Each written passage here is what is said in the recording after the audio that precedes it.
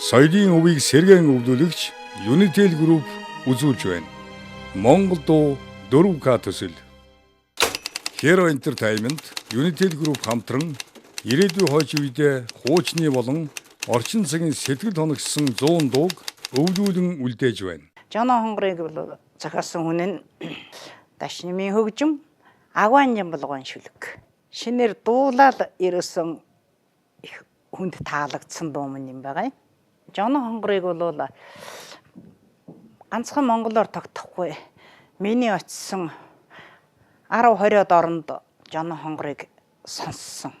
Тийм учраас гадаадын улсууд их дуулж ирдэгт нь би баярлдаг юм.